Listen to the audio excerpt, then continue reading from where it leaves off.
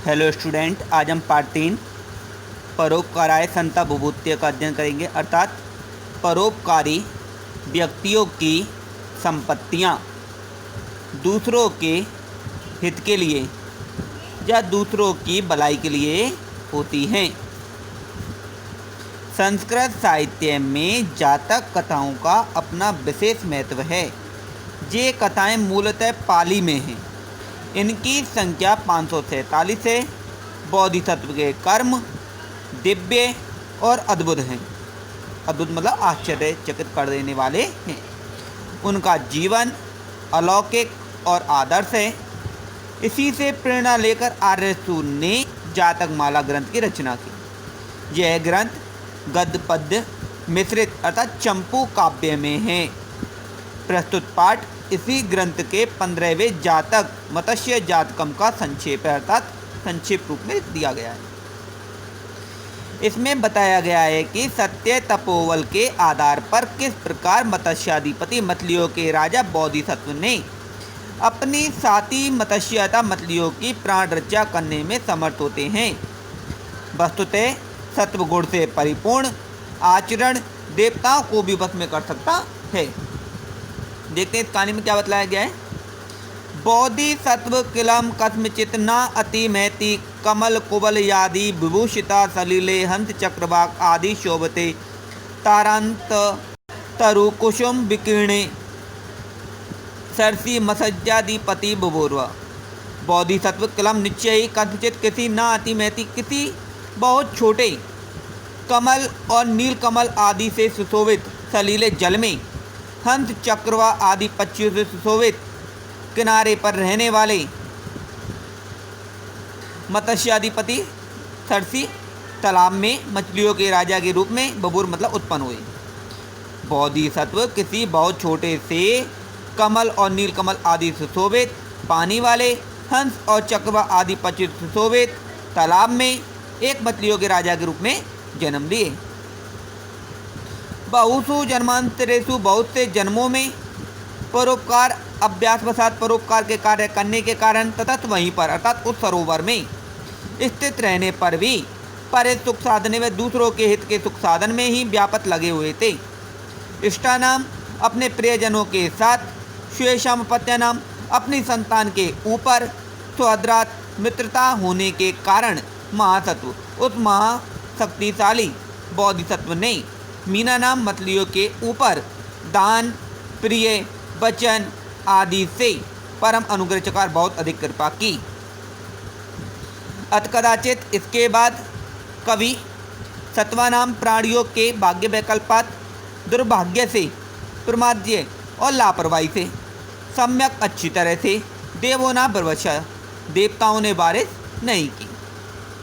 वृष्टि अभावात बारिश के अभाव में तत्सरम वह तालाब कदम कुसुम गौरिन कदम के फूलों के समान गौरवर्ण वाला नव सलीलिन नए जल से जतापूर्व पहले की तरह ना परिपूर्ण जातम पहले की तरह नहीं भरा।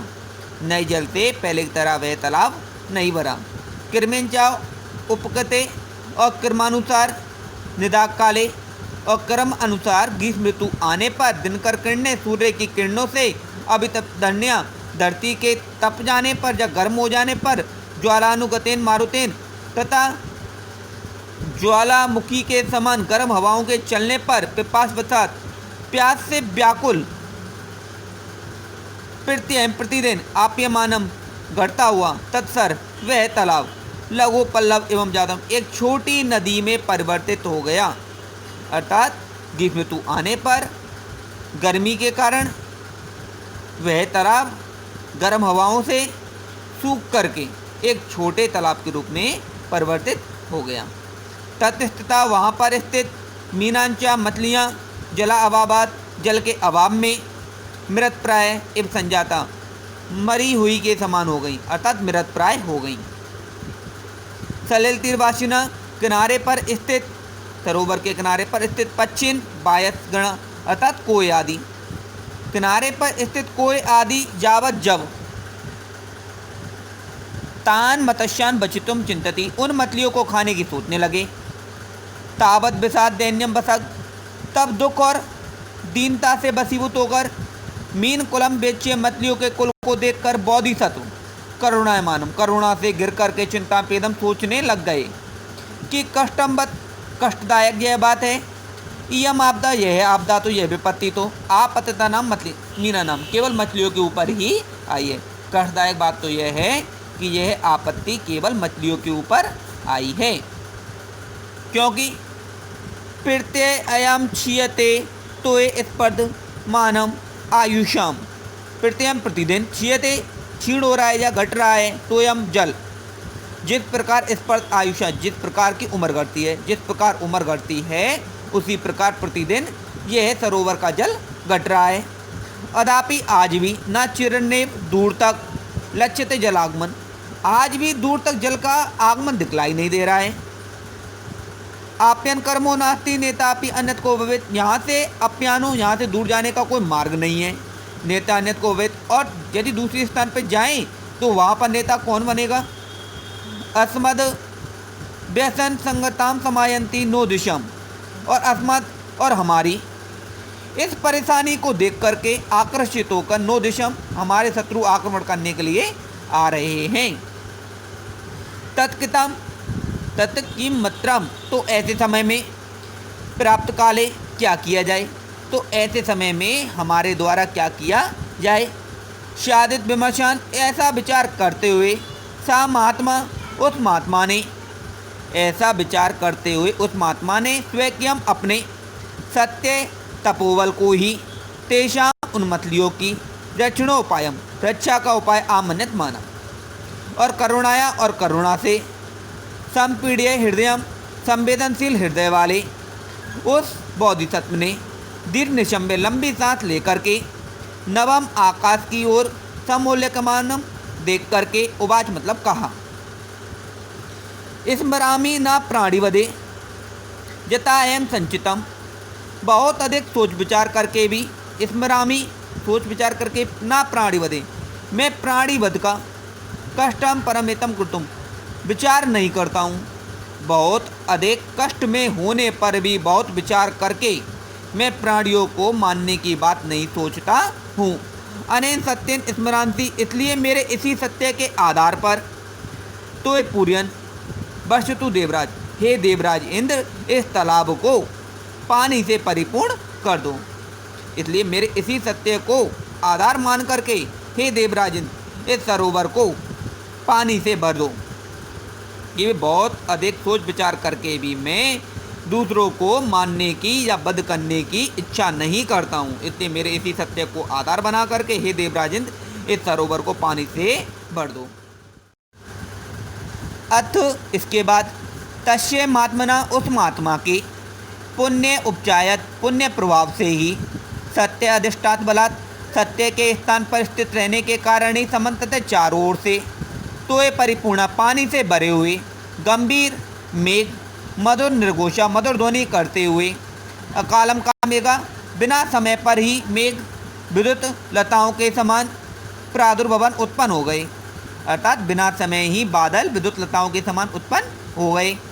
बोधिसत्व समन्तते, और बोधिसत्व ने भी सब ओर से प्रसरते फैले हुए सलिल प्रवाह जल प्रवाह के कारण पैमानम सरसी तालाब के बढ़ जाने पर, सब ओर से फैले हुए जल प्रवाह के कारण तालाब के बढ़ जाने पर, बादलों के द्वारा हजार धाराओं को बहाने पर, विद्युत साय संवादे पक्षी गणे कोई आदि पक्षियों के भाग जाने पर, लब्ध जीवान से चा प्रमुद्र ने मीन गणे तथा मछलियों को जीवन आशा मिल जाने पर, प्रत्यसी मान हृदय उस प्रेम से भर जाने वाले हृदय वाले बोधिसत्व ने वर्षा निर्वती शंकाए वर्षा के रुक जाने की शंका करके पुनः पुनः बार बार पर्जन्य बादलों से बवाशे कहा, कहीं वर्षा रुक ना जाए इस शंका से उन्होंने बादलों से बार बार कहा। क्या कहा?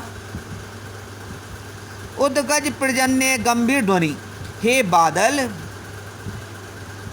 बिजली के चमकने से जो पर्जन्य जो गंभीर ध्वनि उत्पन्न होती है, प्रमोद मृदा बायशा नाम प्रमोद मुज्जा बायशा नाम रत्नायमाना निपयांसी वर्षण समुत्ला विद्युत उत्पलानी, अर्थात हे बादल बिजली के चमकने से जो पानी की बूंद ज्योति रत्न के समान प्रतीत होती हैं, ऐसी बूंदों को बरसाने वाले, हे धीर वीर गर्जन करने वाले बादल, तुम कोयों की खुशी को दूर करो, अर्थात बहुत गंभीर ध्वनि में बरसो। यहाँ पर बोधिसत्व ने बादलों से गंभीर ध्वनि में बरसने के लिए कहा है और विद्युत उज्ज्वलित द्युतिनाम अर्थात कोयों की खुशी को दूर करने की बात भी कही है।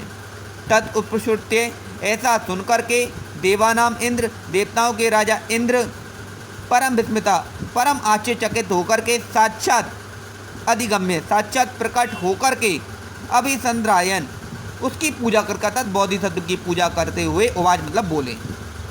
देवराज इंद्र स्वयं प्रकट हो गए और उस बोधिसत्व की उपासना करते हुए अर्थात पूजा करते हुए बोले कि तबे खलवेश मानुभाव मत्स्येन्द्र, हे मतलियों के राजा बोधिसत्व, ये तुम्हारा ही परम प्रभाव है कि सत्या प्रभाव, तुम्हारा ही ये सत्य का परम प्रभाव है।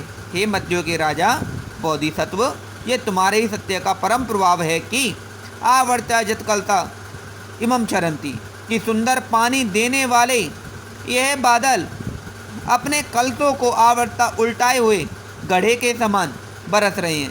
कि यह सुंदर पानी देने वाले जो बादल हैं, जो अपने कलतों को उल्टा कर बरस रहे हैं। हे मत्स्येन्द्र, ये आपके सत्य का प्रभाव है कि सुंदर पानी देने वाले बादल अपने गढ़ों को उल्टा कर लगातार बरस रहे हैं। इतने प्रिय वचने संद्राध्य, ऐसे प्रिय वचन बोल करके तत् अंतर्धाने, इंद्रदेव अंतर्ध्यान हो गए। तत्सर्त समृद्धि अभाव है और वह तालाब भी पानी से समृद्ध हो गया अर्थात पानी से भर गया। तदेव शील बताम, इस प्रकार सदाचारियों के कल्याणम कार्य अभिप्राय वृद्धि अपनोति, इस लोक में तो वृद्धि को प्राप्त करते ही हैं, पर आगे परच्चा और परलोक में भी समृद्धि को अर्थात वृद्धि को प्राप्त करते हैं। अतः इसलिए शील विशुद्धो प्रतव्यम, इसलिए हमें परोपकार के ही कार्य करने चाहिए। इस पाठ में बतलाया गया है कि बोधिसत्व एक महान राजा थे, उनके ही सत्य का प्रभाव था कि उनके कहने मात्र से ही इंद्रदेव ने लगातार बारिश करके इस पृथ्वी को जलमग्न कर दिया। इसलिए हमें हमेशा परोपकार के ही कार्य करने चाहिए।